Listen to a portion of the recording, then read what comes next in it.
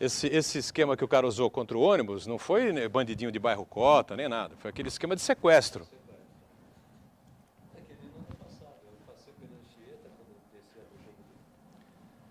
Olá, estamos iniciando mais uma edição do nosso painel regional. Você com a gente sempre de segunda a sexta, a partir da 1h30 da tarde. Programa ao vivo com as personalidades da região, com as personalidades do Brasil, aqui nas nossas bancadas, discutindo, debatendo, aprofundando os temas que fazem a pauta, que estão no dia a dia aqui da Baixada Santista e, claro, o aprofundamento sempre dos temas importantes da pauta nacional também. Painel Regional, você sabe, tem sempre uma reprise, também de segunda a sexta, às 20 horas, 8 da noite. E a gente se encontra nos finais de semana, aos sábados, 3 da tarde, e aos domingos, uma outra edição, às 17 horas, às 5 da tarde. E você sempre participa conosco, o telefone sempre aberto para você entrar em contato com a nossa equipe de produção, 3014-5281, pelas redes sociais facebook.com/Painel Regional TV, facebook.com/Painel Regional TV. Além disso, nós estamos online, né, pelo site da TV Santa Cecília, que é o Santa Portal. Você clica lá no ícone Painel Regional, acompanha, confere a gente em tempo real e depois do programa encerrado, ele vai para o YouTube. Você revê como preferir os melhores trechos ou o programa por inteiro. A gente já anuncia aqui com muita satisfação, com muito prazer, a bancada que está aqui à minha esquerda, composta nesta edição pelo Dr. Marcos Caseiro, médico infectologista, nos dá o prazer da participação aqui, ao lado dele o nosso cientista político Fernando Chagas, e aqui à minha direita o nosso Uriel Vilas Boas, advogado, jornalista, comentarista habitual aqui do Painel Regional também. Como a gente costuma fazer habitualmente, né, estamos destacando e vamos para os destaques aqui dos jornais que são parceiros do Painel Regional, como é o DL, né, Diário do Litoral, que traz nesta edição de quinta-feira esta manchete na capa. Deixa eu centralizar aqui. Contratos com prestadoras são alvos da PF, Polícia Federal, não é? Claro. Documentos e computadores da Codesave, Companhia de Desenvolvimento de São Vicente, foram recolhidos numa ação que pode estar relacionada a uma outra operação, uma que está sendo realizada pela PF, pela Polícia Federal, tal Operação Navigator. Não é? Eu passo aqui ao Dr. Caseiro um exemplar, me ajuda a distribuir lá para o Chagas também, tá certo? O Uriel também ganha aqui um exemplar do DL nesta edição de quinta-feira. E o destaque do Gazeta de São Paulo, né, o jornal que é do mesmo grupo do Diário do Litoral, circula em mais de 250 cidades do estado, inclusive Grande São Paulo, traz aqui na capa, a passagem do ônibus vai para R$ 3,40, é o valor da tarifa na capital, que deve bater subir de 3 para R$ 3,40 a partir de janeiro de 15, não é? Segundo estudos da SP Trans. E aí fica a pergunta, não é? Teremos passeatas no começo do ano ou na virada do ano? O Réveillon, vai ter uma passeata no Réveillon aí. Caseiro, por favor, distribui aqui para o Fernando Chagas. E em São Paulo já tem a questão do IPTU, hein? O prefeito Haddad conseguiu aprovar na Câmara um reajuste do IPTU de até 35%. Ou seja, ele pode dar 5%, pode dar 18%, pode dar 28%, pode dar 34,5% e pode dar 35% também, né? Aí eu não sei o que vai acontecer em São Paulo. O pessoal não vai ficar nada satisfeito, sem dúvida alguma, né? Aproveito então para cumprimentar aqui os companheiros que fazem o programa comigo nessa edição do Painel Regional.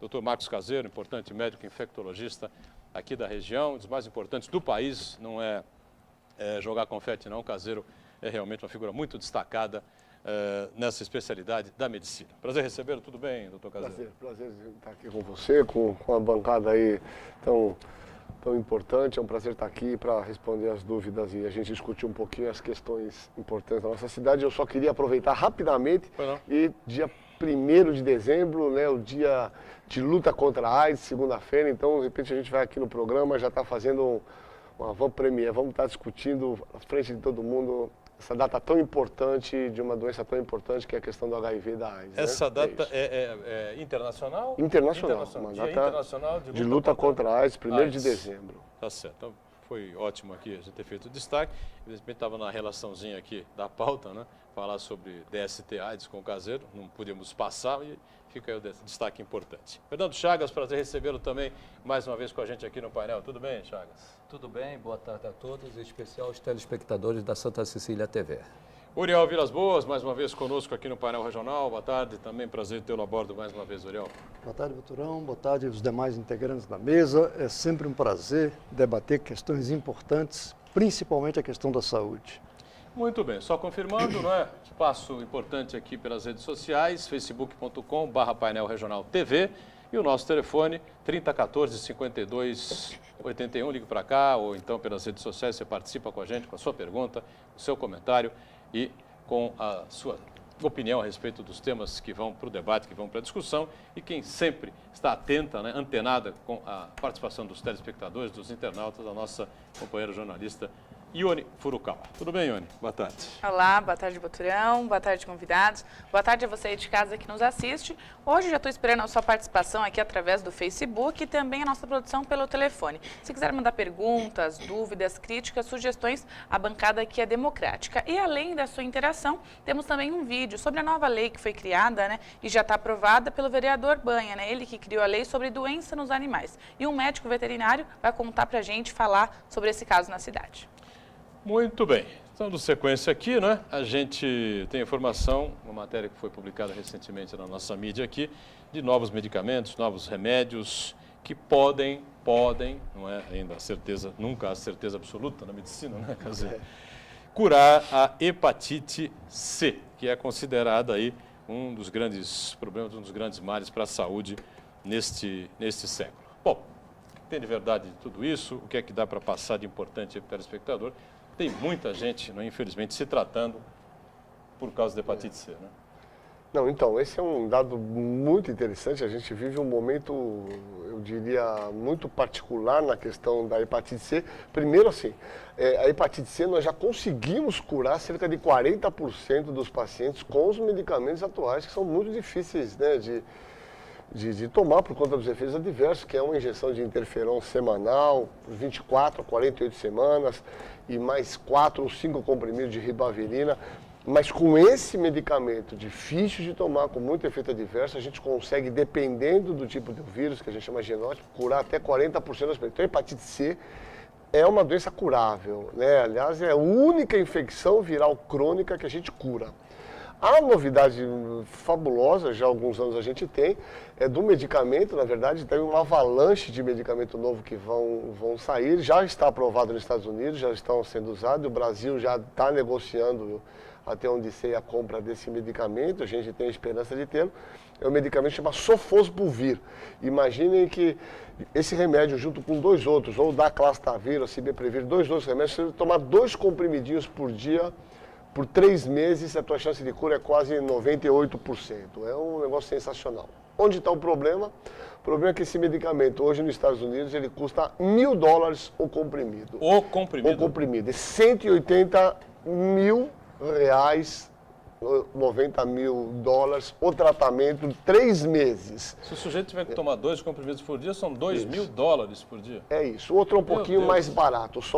Isso tem sido motivo de discussão no mundo inteiro, de crítica a essa empresa farmacêutica, que era uma empresa pequena que se tornou grande, chamada Gilead. Esse movimento dentro dos Estados Unidos, porque lá o seguro saúde paga, mas é uma coisa absurdamente... Caseiro, o problema é a pesquisa, como falam? Muitas pessoas falam, o problema do custo do remédio, principalmente esses remédios novos, é que a tecnologia aumentou muito, a medicina avançou, só que o custo da pesquisa é muito alto. É verdadeiro? É verdade. Você tem aqui aí a gente tem que ter um contraponto, e esse contraponto que é difícil. Para você ter uma ideia... Primeiro, a gente queria lembrar que a indústria farmacêutica, isso dá para a gente ver aqui em Santos, né? Acho que a coisa que mais abre, mais do que padaria e pet shop, é farmácia, né? Tem uma farmácia em toda esquina, né? Rede, né? A indústria farmacêutica, ela só fatura menos que a indústria bélica, ela fatura mais do que a indústria petrolífera. É a segunda maior indústria de faturamento mundial, a indústria farmacêutica. E o preço não cai, né? O petróleo, o preço cai. cai. É uma commodity que varia. Mas para você ter uma ideia, o petróleo você pode deixar seu carro em casa, não usar o combustível durante o período. Mas o medicamento fica mais difícil. O medicamento né? você vai deixar de tomar. Principalmente numa situação dessa, quer dizer, uma doença que tem efeitos ao longo do tempo trágicos, que é o hepatocarcinoma e a cirrose, invariavelmente, ao longo dos anos. Então, é uma doença que precisa precisa ser tratada. Mas o que chama a atenção, os medicamentos, depois da questão da talidomida, que aconteceu na década de 60 nos Estados Unidos, né, que esse medicamento que foi usado para grávidas, e as crianças nasciam com o bracinho curto, que é chamada facomelia, os Estados Unidos implantou um sistema lá no CDC de Atlanta, especificamente no FDA, né, que é o centro controlador. O medicamento, no momento que ele é desenhado hoje, que ele funciona para uma doença, até ele sair comercialmente, se todas as etapas, ele passa para a chamada fase 1, fase 2, fase 3, né, que são estudos em humanos, no mundo inteiro, se tudo acontecer certinho, no mínimo um remédio para ser lançado comercialmente, ele demora 7 anos. Então, quer dizer, a indústria farmacêutica realmente gasta muito dinheiro. Por causa de testes, experimentos? Por teste. Você passa por uma fase 1, que é esse desenho hoje, quer dizer, existe ainda, mas não existe mais a coisa de você pegar um produto farmacêutico de planta. Na verdade, hoje, eles desenham em computador a molécula e falam, essa molécula tem que agir aqui. Então, o químico desenha um computador em tridimensão, ele manda para o engenheiro químico produzir aquela molécula. Isso é testado em fase 1 em ratos para ver teratogenicidade. Depois entra numa fase 2 em pequenos grupos de pessoas, né? Nos Estados Unidos tem voluntários que são pagos para isso.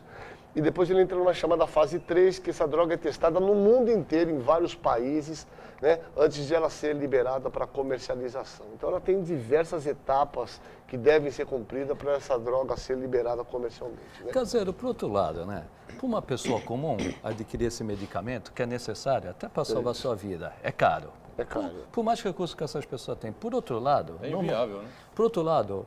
De uma forma geral, o poder público hoje, 90% dos orçamentos, seja da União, dos estados e do município, estão comprometidos hoje. Perfeito. Como resolver essa situação? Não, essa é a grande questão. Você sabe, eu acho que dá para falar muito rapidamente, mas é interessante, essa empresa é uma empresa que virou uma potência, esse laboratório. O que eles fizeram, né? Na verdade, no sistema americano, eles puseram o preço lá em cima, porque eles estão sozinhos. Quer dizer, nos próximos 2 anos vai sair mais de 30 drogas. Então, obviamente, aí já entra a concorrência. Vai diminuir um pouco a coisa. Mas o que eles fizeram? Você sabe que o Egito é o país que tem a maior incidência de hepatite C do mundo. Eles fizeram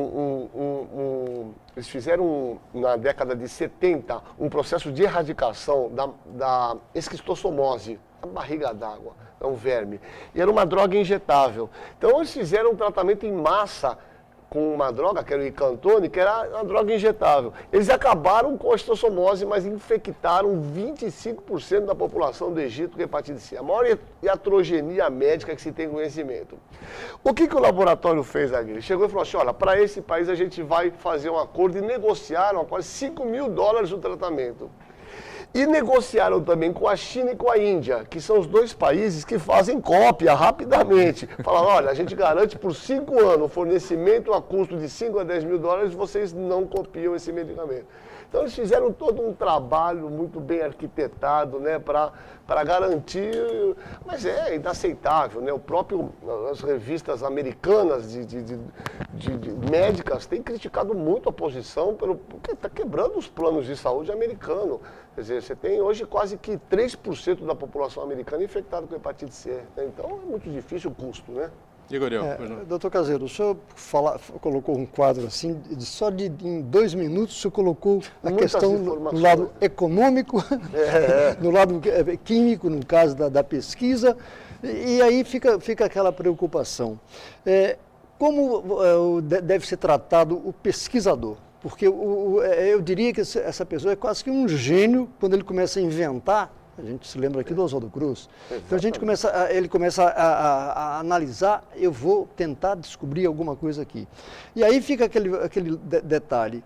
Uma questão como essa não poderia ter investimento público de modo a que ele pudesse trabalhar e depois de resolvido o problema, depois de descoberta a solução, não tivesse esse problema todo pelo lado econômico? Mas essa é a questão, é o cerne da questão. Na verdade, esse processo de pesquisa, desenho, é um processo absolutamente caro, que acontece invariavelmente, com poucas exceções, é a própria indústria farmacêutica que financia esses estudos, né?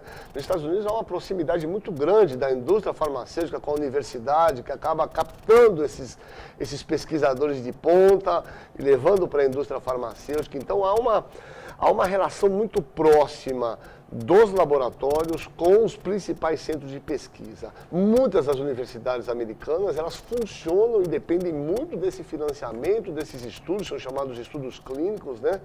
Financiado por laboratório, né? Pois é, mas eu gostaria até de insistir nesse aspecto sobre aquela questão.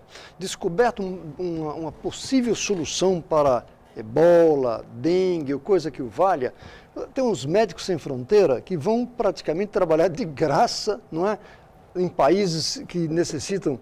E até onde, e por isso que eu estou fazendo essa colocação, até onde a questão tem que ser colocada sob o aspecto comercial. Isso que preocupa. Não, esse é um grande problema. Porque nós temos aqui no Brasil, é comum a gente encontrar pessoas que vão à justiça para conseguir financiamento para comprar determinado produto que é muito caro.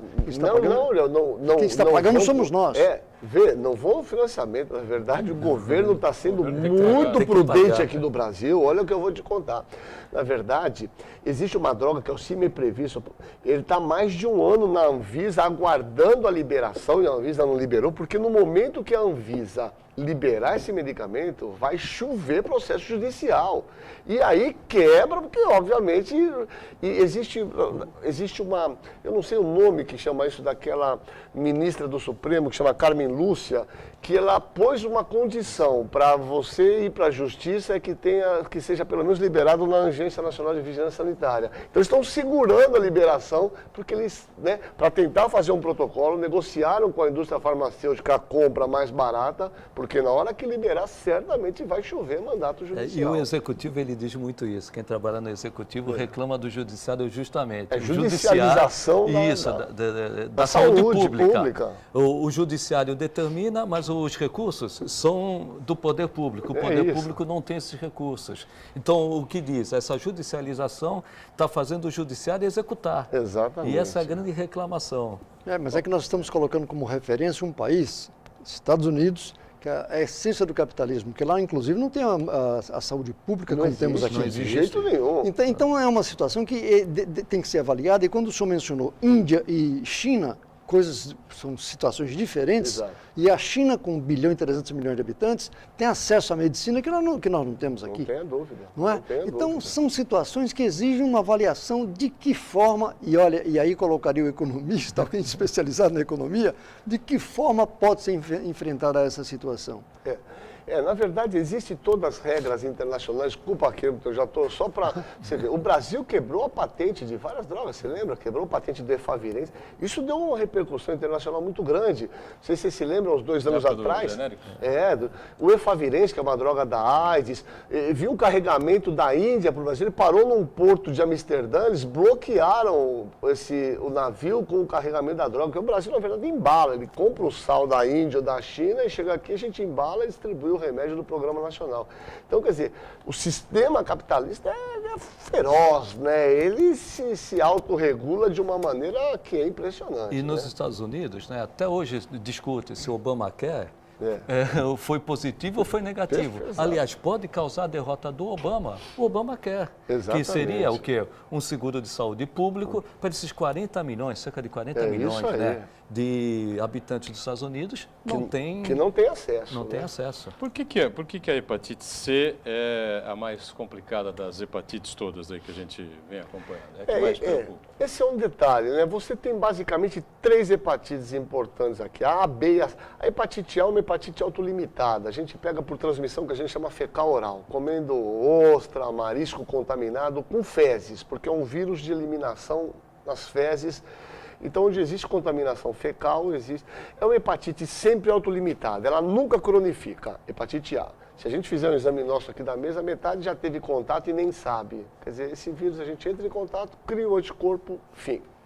A hepatite B, que tem vacina atualmente, 95% das pessoas que entram em contato com esse vírus Se não fizer nada, o nosso organismo consegue criar anticorpo e elimina o vírus, tá certo? 5% evolui para hepatite B crônica. É um grande problema na Ásia, entre japoneses, chineses, no Sudeste Asiático, a hepatite B. E a hepatite C, que foi descoberta só em 1989, esse vírus, olha, coisa impressionante, 80% das pessoas, o nosso organismo não consegue criar um anticorpo. Então, 80% das pessoas que pegam hepatite C evoluem para a forma crônica. Esse que é o problema, ela cronifica numa grande porcentagem. Então, cada hepatite tem uma lógica diferente, né? E é uma luta para se poder conviver bem, não é, com esse tipo de problema, tratamentos longos e com medicamentos que tem aí, trazem aí outros tipos de problemas, outras reações, como disse o Marcos Caseiro, né, na abertura aqui do painel regional. A gente tem que sair para o intervalo, antes de registrando que chegou a hora das comunidades do Morro da Penha, aqui de Santos, né, receberem a ouvidoria móvel. Entre hoje, quinta-feira, e sábado, dia 29, a equipe do Serviço da Prefeitura vai à região para captar sugestões e reivindicações da população local, sempre entre 9 horas da manhã e 3 horas da tarde. Nesta quinta-feira, o atendimento acontece na rua Professora Maria Neuza Cunha, próxima à escola Maria Patrícia. Amanhã, dia 28, a equipe estará na Praça Rui de Lugo Vinha, de frente à estação da Sabesp, no Saboá. No sábado, dia 29, os moradores podem comparecer na Lomba da Penha, lá no Largo da Caveira, 56. Porque os caras chegam A religião não permite o isso Dino que tá tudo Rodrigues. certo, leitura de letra, né? Não, ele tem uma retórica muito boa, ele aprendeu. Viu? Impressionante, tá tudo lindo.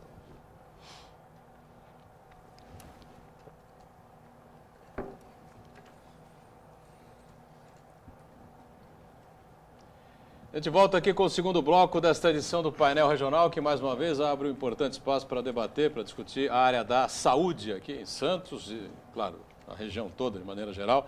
Com muito prazer recebendo aqui à minha esquerda o médico infectologista, o Dr. Marcos Caseiro, ao lado do nosso Fernando Chagas, e aqui na bancada à minha direita, o Uriel Vilas Boas, acompanhado pela nossa Ione Furukawa. O telefone segue aberto para você participar, o 3014-5281, e pelas redes sociais, facebook.com/painel regional TV. E a Ione já tem aí algumas perguntinhas, pessoal interessado em debater, em discutir o que nós estamos conversando aqui com relação à hepatite, é isso?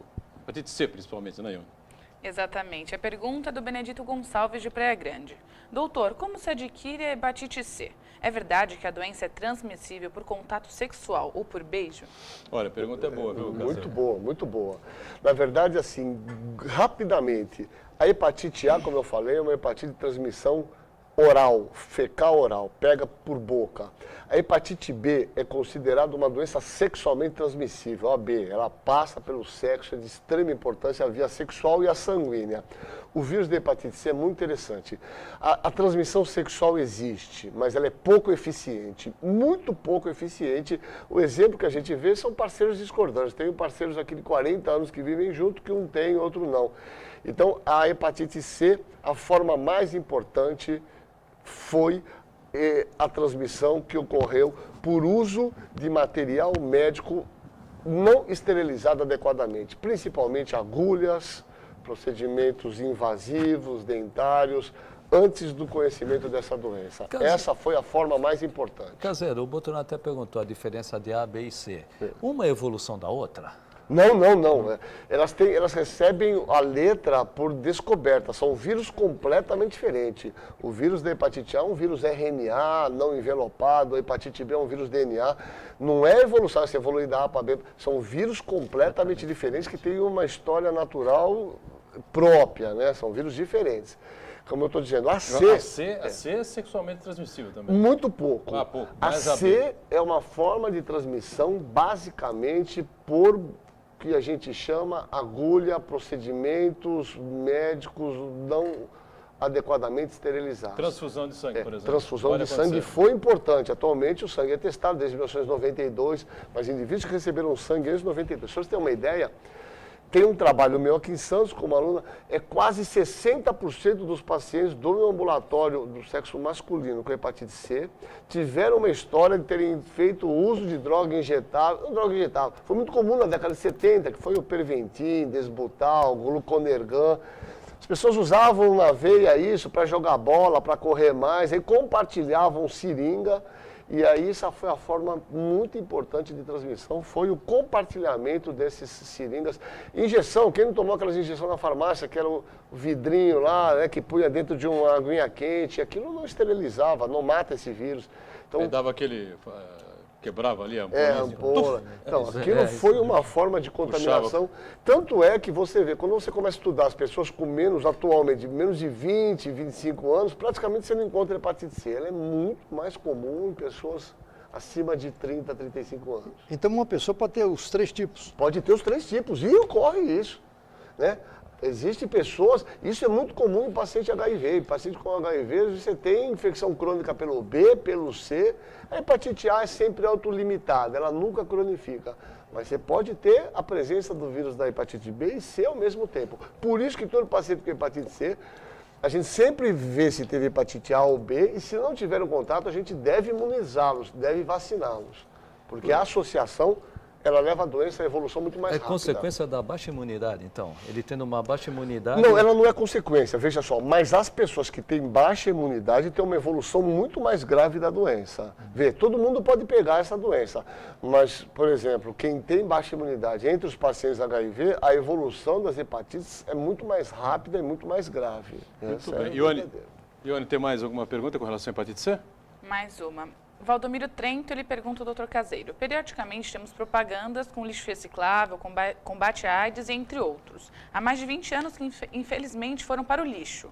Agora mudou. Por que a iniciativa privada deixa somente para o poder público fazer pesquisas com 70% de recursos, quando a iniciativa privada que deveria participar com 70% e o poder público com o restante? Lembramos que a Fiocruz, Petrobras, Butantan e universidades públicas estão assumindo tudo isso. Os convidados concordam com esse posicionamento? Marcos Caseiro. Olha, é uma belíssima pergunta. Na verdade, a gente tem muito problema aqui no nosso país no que se refere a financiamento de pesquisa, né? Para você ter uma ideia, nós temos basicamente aqui, vamos pegar São Paulo, 2 órgãos que te financiam pesquisa. O FAPESP, que é a Fundação de Amparo e Pesquisa, que tem 1% do orçamento do Estado, acho que é 1%, né, Fernando? E o CNPq, que é um órgão do governo federal. Mas o que a gente observa, só para vocês terem uma ideia, eu fiz 2 solicitações de pesquisa recentemente para o CNPq, nitidamente há um privilégio dessas pesquisas para as universidades públicas, né? Dificilmente uma universidade particular consegue um financiamento para um projeto de pesquisa nesses órgãos de fomento. E, obviamente, a iniciativa privada, a maioria das empresas da iniciativa privada que teriam dinheiro, recursos para financiar, são multinacionais, que, na verdade, acabam financiando as pesquisas lá na Europa, nos Estados Unidos, e deixam muito pouco para financiamento de estudo aqui no nosso país. Essa é uma questão crítica. O senhor mencionou na primeira parte que o financiamento, os laboratórios, procura as universidades, a iniciativa privada encaminha para as universidades e a gente vê falar, não é? A gente tem aí universidades no exterior que são famosas pelas pesquisas. E a questão que se coloca aqui, por que as universidades particulares também, e quando o senhor fala financiamento, está querendo dinheiro emprestado ou está querendo que o poder público coloque o dinheiro para que a universidade faça a pesquisa? Na verdade, o que acontece, na verdade, assim, isso tem sido cobrado, tem sido uma grande questão. De uma maneira geral, são muito poucas as universidades particulares que destinam algum dinheiro à pesquisa. Essa é a verdade. As universidades particulares, de uma maneira geral, estão preocupadas com a graduação, com a formação do aluno. Muito poucas universidades investem em pesquisa. Porque pesquisa, muitas vezes, ou a grande maioria, não tem um recurso imediato, um retorno imediato de um projeto que você faça. Pode não dar certo. E pode não dar certo. Então, são muito poucas universidades particulares que fazem um financiamento. Por exemplo, a gente tem um laboratório de biologia molecular aqui em Santos, na universidade, no Uniluz, que foi conseguido a duras penas, mas com dinheiro da iniciativa privada. A Roche nos ajudou a comprar um sequenciador do DNA, só tem esse aparelho aqui em Santos. A FAPESP ajudou. Então, foi todo um trabalho de garimpar. E os insumos para a gente fazer isso funcionar são muito caros. Então, sempre a gente tem que estar com projetos pedindo dinheiro e esses projetos são ser muito detalhados para você conseguir verba. Então, é um problema a pesquisa no nosso país. Caseiro, ainda seguindo a questão da economia, não dá para fugir da economia. Não dá. Não tem como. Atrelado, uma coisa outra. Uma grande sacada do Brasil foram os genéricos. E normalmente os laboratórios genéricos eram brasileiros. Agora eles estão sendo adquiridos pelos laboratórios internacionais. Né? Por que isso está acontecendo? Esse é o detalhe interessante, né? Porque na verdade houve uma crítica muito grande aos genéricos no primeiro momento. Mas eu vou te falar um negócio, entre nós aqui e todos, nós temos o privilégio de assistir. Eu vou dizer uma coisa para vocês, e posso estar meio enganado. Os grandes laboratórios poderosos, eles estão muito pouco preocupados com esses medicamentos que se formulam genéricos, com o Actrin, com a dipirona, com o paracetamol. Isso na quantidade pode dar... Na verdade, esses laboratórios hoje investem em drogas de uso. Você tem laboratórios que assim, só fazem remédio para doenças crônicas que o cara tem que tomar remédio pro resto da vida. Hipertensão, diabetes, drogas oncológicas, essas drogas imunomoduladoras para doenças reumáticas, que são uma verdadeira fortuna. Então você pega, por exemplo, um remédio aí que é o Ozomepravir, que é um remédio para gastrite, lá da família do omeprazol. Esse remédio custa R$180, hoje 30 comprimidos. Então é uma geração... E não tem genérico. Não tem genérico? Não tem genérico ainda. Você entendeu? Até os caras fazerem genérico, eles já fizeram um remédio que é diferenciado. Trilhões. Então, existe laboratório que estão um pouco preocupados com esses remedinhos do dia a dia, antibióticos. Na verdade, eles se preocupam em pesquisar remédios top, sabem que tem uma vida útil, mas nesse espaço de tempo eles faturam por um longo período, né? Mas nós estamos caminhando agora, recentemente saiu uma notícia que um laboratório, não sei se é a Universidade Brasileira, pública, está descobrindo uma forma de vacina contra a dengue. Existe essa discussão aqui. O Caseiro já discutimos sobre isso aqui, né? Mas é recente. Eu vou lhe falar. Eu li essa notícia essa semana passada. Não, então, o que tem da dengue, eu acho que essa é uma notícia muito boa. Na verdade, é interessante, o Instituto Butantan tem um projeto de vacina, mas assim, acabou de ser publicado há 4 semanas atrás, na revista New England, existiu um teste da vacina do laboratório Sanofi francês, que uma mesma vacina que a gente conversou aqui, que em 2012 essa vacina não funcionou no Sudeste Asiático, na Tailândia, porque ela não imunizava para os 4 tipos, principalmente o genótipo 2. Essa mesma vacina foi testada na América Latina, eles tiveram um baita sucesso dessa droga.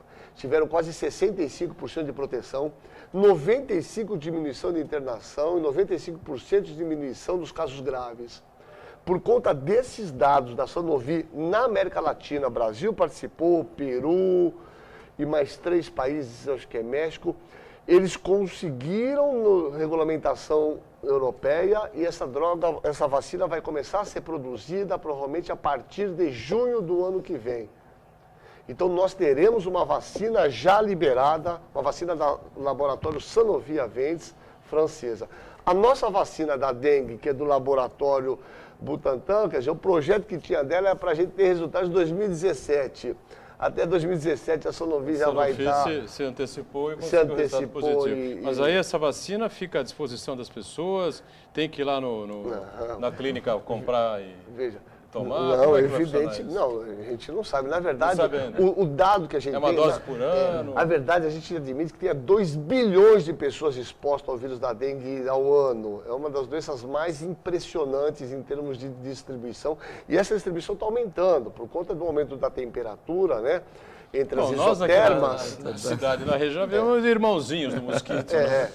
Exato. Ele já é um. Não embora nem que Deus mande. Não tem como. Isso é uma ideia. Caseiro, né? enquanto não vem a vacina, né, qual o papel do poder público e qual o papel da sociedade? Pelo menos para aliviar a questão da dengue. Nós estamos numa situação terrível. Imaginar que esse mosquito, né, como o Leão lembrou bem aqui, o grande sanitarista Oswaldo, esse mosquito foi erradicado do nosso país 2 vezes. Na década de 30 e depois no final da década de 60. Ele foi erradicado, a gente ficou anos sem detectar o Aedes aegypti. O grande problema hoje, eu digo aqui, É impossível erradicar Aedes aegypti. Esse mosquito se domiciliou, ele não vive na rua, ele é caseiro, ele vive dentro de casa, ele gosta de viver do nosso ladinho lá, nos ralos. É impossível. A gente tem que trabalhar para diminuir a prevalência desse mosquito. Como? Todo mundo fazendo a lição de casa. Não tem outro jeito, não tem mosquito transgênico.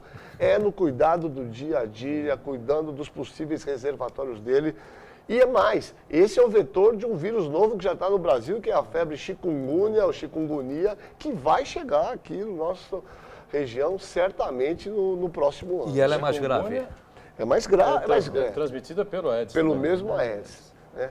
Então, tem que diminuir esse número de vetor e isso tem que ser um trabalho continuado do poder público e da população. Né? Ou seja, conscientização da população para evitar a proliferação do Aedes aegypti, coisa que não é muito fácil. Não né? é fácil.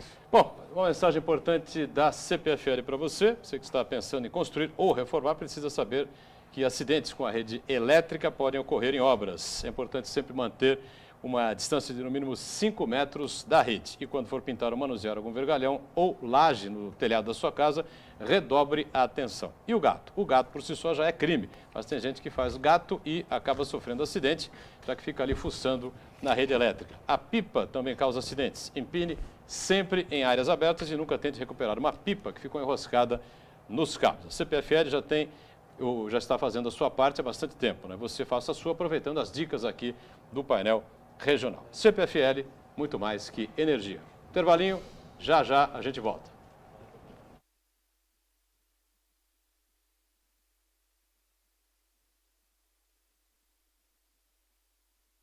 Vai voltar? Dia 1º, então, é segunda-feira. 1º de dezembro, Dia Mundial de Luta contra a AIDS. Muito bem, de volta. Este é o terceiro último bloco, né, nesta edição do Painel Regional, espaço importantíssimo aberto para a área da saúde, o debate em torno da hepatite C.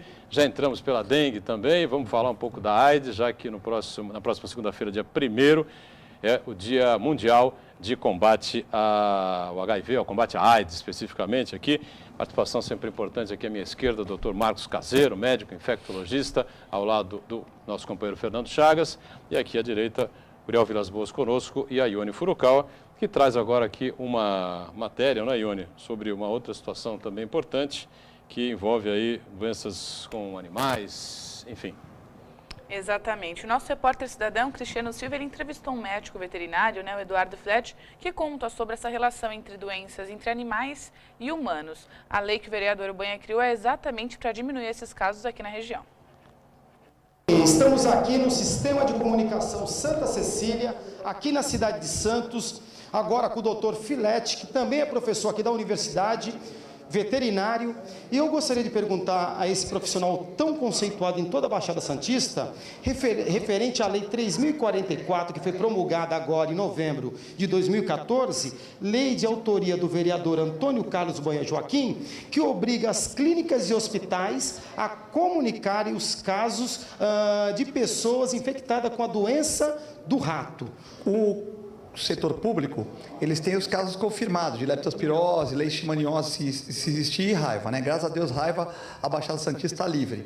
Mas no caso de leptospirose, a gente atende cães e os outros colegas veterinários também. Então vai unir o poder público, os dados que já tem o município através da sua rede pública, com os dados das clínicas particulares. Então só assim mesmo que o município vai conseguir, por exemplo, vamos dar um exemplo, se no estuário lá tiver 50 casos de leptospirose, é um exemplo, tá? E a prefeitura pegou mais 50, ou seja, são 100 casos. Poxa, nós temos que atuar nesse bairro porque está dando muita leptospirose. Então, a prefeitura tem os dados do município. Juntando com as clínicas particulares, ela vai poder mapear a cidade e, com certeza, tratar melhor da saúde dos seres humanos e dos animais. Então, acho que a lei é excelente, já é uma lei que já está tardia, viu? O senhor, como veterinário, tem conhecimento de algum caso aqui na Baixada Santista? Raiva, há 20 anos, está erradicada.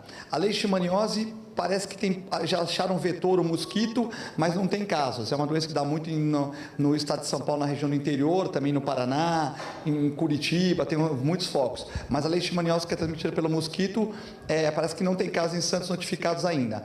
E a raiva está erradicada. Agora, a leptospirose, atendemos casos de cães. Quando é o sorotipo icteromorrágico, a gente é obrigado a comunicar à família e já comunicar para que todo mundo procure um hospital, porque pode passar do ser humano do rato para o ser humano e para o cachorro, ou do rato para o cachorro para o ser humano. Então a gente já tem que notificar, é a notificação obrigatória. Os outros casos não. E agora, com a lei do vereador Banha, nós vamos notificar todos os casos para que a prefeitura possa fazer um trabalho melhor. Então agora quem falou foi o Dr. Filete, hein? Conceituadíssimo aqui na Baixada Santista. Imagens, Marcos Guerreiro, eu, repórter cidadão, aqui do Sistema de Comunicação Santa Cecília, para o painel regional. É com você, Boturão. Muito bem, obrigado, Cristiano, repórter cidadão, por entrevista importante com o Eduardo Filete, explicando essa nova legislação criada pelo Banha, vereador do PMDB de Santos, importante aqui para a saúde pública de animais, das pessoas de maneira geral aqui na cidade. Eu vou emendando, não temos muito tempo não, né? O Marcos Caseiro destacou no primeiro bloco, dia 1º, segunda-feira, Dia Internacional de Combate à AIDS, a luta interminável contra a AIDS, que eu já, N vezes que o Caseiro participa de programas comigo, o Chagas já participou também, não sei quantas vezes em conjunto com o Caseiro, eu sempre bato nessa tese aí. Tiraram da mídia a AIDS, né, na minha forma de ver, Uriel, irresponsavelmente nos últimos 10, 12, 15 anos. Né? Então fica para essa nova geração, para essa molecada de maneira geral, a impressão de que a AIDS é uma doença comum, se você pegar e não cuidar vai morrer, tá certo? Mas tá cheio de coquetel aí, você vive tranquilo, vive sossegado, só que se esquece que vira escravo do medicamento. Então, Caseiro, como é que vai a guerra, como é que vai a luta aí contra o HIV a nível internacional, a nível regional, aqui no país, enfim? Então, rapidamente, né, para você ter uma ideia dessa epidemia, esse vírus, a gente estava falando, pegando essa emenda aí dessa lei do banho que o Filete está falando, é uma doença chamada uma zoonose.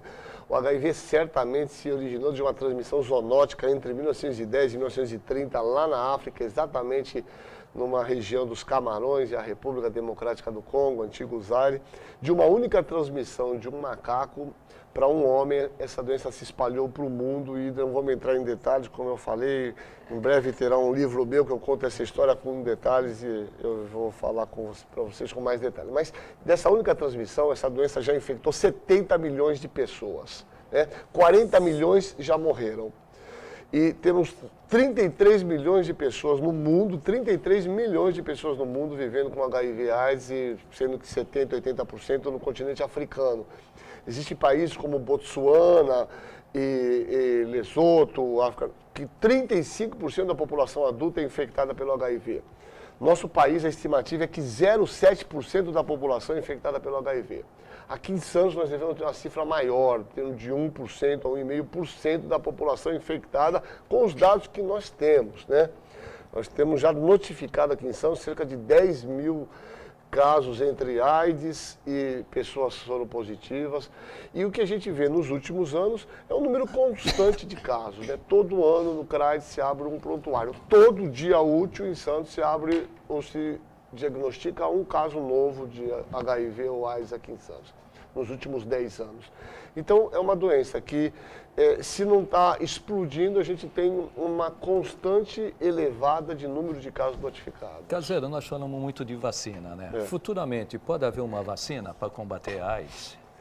Eu vou dizer um negócio para você, eu acho, no caso do HIV, e por questões que é difícil de a gente conversar aqui nesse espaço de tempo, muito difícil. E olha aqui, olha, vacina, a dengue, já estamos discutindo aqui, debatendo aqui, é possível que resolva o problema. A questão da cura da hepatite C não é uma garantia, mas nós já estamos assim, meio que encaminhados. E a AIDS... A questão, você sabe, eu vou te falar, tem a história da arte imita a vida imita a arte. Todas as doenças, as vacinas foram a revolução no mundo. O que melhorou a sobrevida das pessoas junto com o saneamento básico foi imunização. Todas as doenças que as vacinas funcionam, você tem pessoas que pegam essa doença, mas se curam sozinha. Então, se a gente pegar dengue, de cada 10 pessoas que se contaminam, uma fica doente, 8 passa desapercebido. Então, vê, um grupo de pessoas tem uma imunidade natural contra as doenças. Do HIV, todas as pessoas que se infectam vão evoluir para a doença. Não tem nenhum caso na literatura de pessoas que ficam com o vírus, podem demorar 5 anos, 7, 10, mas vão evoluir para a doença. Então, veja, se o nosso organismo, em nenhum caso, consegue criar, né, uma imunização efetiva contra o vírus, né, não consegue... Eu acho que é muito improvável a gente conseguir, mas não é impossível. Mas porque ele é mutante? Primeiro que ele é muito mutante. Segundo, para você ter uma ideia, esse vírus do HIV que chegou no homem, ele é fruto de um vírus que se recombinou entre 2 macacos. Em algum momento, há 300 anos, algum chimpanzézinho lá, que é esse chimpanzé que a gente tinha no circo, o macaco, ele é um carnívoro. Ele predou 2 macacos menores, que é o chamado Cercoseps satis, e um outro macaco que é o macaco de nariz branco lá, o grande spot nós. E esses macacos têm vírus que vivem neles, mas não causam doença. Esse macaco predou, comeu esses 2 macacos e esses vírus se recombinaram, formando... Então, era um vírus que não existia. Então, o nosso organismo não tinha a menor lembrança imunológica de um vírus que nunca existiu. E aí que reside o problema. É um vírus completamente novo. É essa a questão. O senhor mencionou uma situação curiosa. Quando na África, né, há um elevado número de pessoas contaminadas. No caso, uma pessoa contaminada, a reprodução, né, os filhos dela também saem contaminados? Sai. A transmissão do HIV numa gestante que não tomar o medicamento em condições normais, se ela não fizer nada no parto normal, ela tem de 30% a 40% de passar o HIV para o seu recém-nascido. E se ela fizer o tratamento? Se reduz a quase zero. Esse foi um dos grandes avanços que nós tivemos no HIV, que é dar um coquetel para as mães infectadas. Aqui em Santos tem uma lei já da época do Davi, que é uma lei de obrigatoriedade. Isso começou aqui, como todas as grandes políticas do HIV, começaram na nossa cidade, que é uma lei municipal e hoje é uma lei, toda gestante, no seu pré-natal, ela faz parte obrigatória ela fazer a testagem do HIV e uma vez que é identificado o HIV, ela começa a tomar o remédio, que é o coquetel, ela reduz a quase zero o risco de transmissão para o seu recém-nascido. Isso é sensacional. Muito bem. Agora, não sei se tem algumas perguntas chegando aí, Oni, pode ficar à vontade. Com relação à AIDS também, não? Exatamente. A pergunta da Elizabeth do Marapé. E sobre a AIDS, o número de casos aumenta ou diminui no Brasil e no mundo? Há alguma perspectiva de cura para a doença, como está acontecendo com a hepatite C?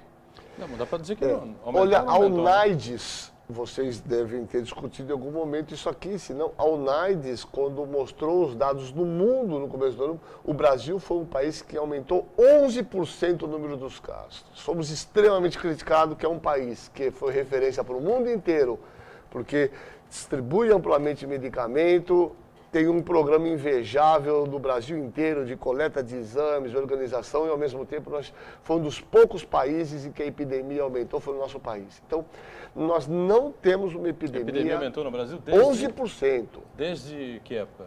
Desde que época aumentou. Então, esses dados, eles avaliam em relação aos últimos anos. Geralmente, eles fazem uma perspectiva dos últimos 5 anos. O Brasil cresceu 11% o número de casos. O número de casos. O que você esperaria vir numa descendência... Nós tivemos um aumento. Aí foi o que o Boturão falou? Faltou, vamos dizer, programas de conscientização? Parece que ela foi esquecida nos últimos tempos. Eu não tenho dúvida. Eu acho que teve 2 informações que foram erroneamente vinculadas. Uma euforia muito grande, o número de casos está diminuindo, porque está todo mundo tomando remédio. Se você pega o número de casos novos dos últimos 10 anos na Baixada, ele está constante. Em nenhum momento ele baixou. O número de indivíduos descobrindo ser HIV positivo. Né? O que diminuiu foi a mortalidade, porque as pessoas estão tomando remédio e não morrem mais do HIV. E esse é um detalhe interessante, porque nós tivemos uma época em que pessoas famosas, né, a morte de pessoas famosas, artistas, chamava a atenção e, consequentemente, divulgava o problema e fazia com que as pessoas tivessem, em tese, algum cuidado. Na década de 1980, especificamente. Hoje, com o coquetel, com a facilitação da medicação, as pessoas sobrevivem mais e, consequentemente, a coisa sai. É verdade. Né? Você nota que essa a geração gente, não viveu isso. Não viveu isso. O que a gente está vendo? A epidemia, ela está aumentando no nosso país, e aqui a gente já falava isso há 3 anos atrás. Nos homossexuais jovens, essa é a primeira constatação que a gente já vem fazendo há um tempo, e o Brasil detectou 10,5% dos homossexuais até 30 anos estão infectados pelo HIV. 10%. A cifra no Brasil é 0,7%. Entre os homossexuais, homens que fazem sexo com homem, é 10%. E o mais assustador é que nossa cidade, porque a gente vê que a gente tem que repensar tudo. Nos dados que a gente fez recentemente, tem mostrado aqui desse último boletim, que nós vamos estar passando aí para a mídia, que eu estou acabando de detalhar, quase 50% das pessoas que foram infectadas nos últimos 2 anos aqui na nossa cidade tem pelo menos o ensino médio ou completo, incompleto, ou nível universitário completo e incompleto. Quer dizer, não são pessoas desinformadas, são pessoas que têm informação, então alguma coisa está errada e a gente precisa tentar entender isso melhor. Eu acho que esse é o grande desafio, né? E como se poderia ser feito, aí como o senhor fala, o jovem, o médio, hoje nós estamos com essa discussão da questão da homofobia e assim por diante. Como é que se poderia fazer campanhas regulares, não vou dizer todo dia, mas, por exemplo, vai começar o ano escolar. Qual seria a possibilidade de entidades médicas, por exemplo, colaborarem no sentido que tivessem esse tipo de campanha em alguns... Eu acho que... Oi, para emendar, as medidas que evitam o contágio. Eu acho que, na verdade, são as mesmas? É as mesmas. A gente vai ficar 30 anos falando da mesma coisa. Usar preservativo, relações sexuais não protegidas. O grande questão, eu acho que a única maneira... Mudar comportamento é muito difícil, né? Eu acho que a única possibilidade que a gente tem... E a gente já tem discutido isso é feito mais timidamente, mas... O HIV tem que ser discutido dentro das diversas disciplinas dentro da escola. Quer dizer, você tem o aspecto social da AIDS, você tem o aspecto geográfico da doença, você tem o aspecto histórico, você tem o aspecto biológico do vírus. Eu acho que isso tem que fazer parte do currículo escolar em todos os anos, um trabalho continuado nesse sentido. A gente só muda comportamento quando... Na formação. Na formação, do meu ponto de vista. Né? Quando jovem, não é comparação. Concordo criar a cultura tem que ser com a criançada, né? Lógico, sem dúvida. Mal comparando, o nosso problema de trânsito é a formação. Mas não tenha dúvida. Não tenha dúvida. Mudar a cultura depois de uma certa idade, não é que não vá mudar, mas vai levar muito, vai ter muito mais dificuldade, as pessoas vão ser muito mais resistentes, né? Sem dúvida nenhuma. Não sei se o senhor tem mais alguma coisa aí para complementar? Não, com relação à participação das pessoas. AIDS, com relação à AIDS, não? Tem mais alguma perguntinha para o caseiro ou não? Tem sim. O Nito da Alemã ele pergunta: água de reuso usada como abastecimento para beber, na opinião do médico, é segura? A princípio, água de reuso, se não tiver um tratamento adequado, não é segura, né? A água de reuso, ela deve ser utilizada basicamente para limpeza de jardim, de quintal, irrigar plantas, lavar o carro. Mas a água para beber, a gente tem que usar água Sabesp, que é uma água que tem uma garantia de uma cloração adequada e um tratamento adequado. A água de reuso não deve ser usada, a princípio, para beber, desde que não feito um tratamento adequado. Muito bem, doutor Marcos Caseiro, mais uma vez, prazer recebê-lo. Obrigado pelos esclarecimentos importantes, né? E vai voltar aqui em outras oportunidades, sem dúvida nenhuma, que os assuntos são intermináveis. Obrigado. É verdade. Obrigado a vocês e aos seus ouvintes por estar aqui com vocês. Obrigado, Sagas, mais uma vez. Um abraço a todos. Obrigado, Uriel. Também presença sempre importante conosco, como a Ione também, tá certo? E a você que nos acompanhou. De segunda a sexta, ao vivo, painel regional, 1h30 da tarde, reprise 8 da noite. Sábados, a gente se encontra às 3 da tarde, aos domingos às 5 da tarde. Obrigado, hein? Tchau.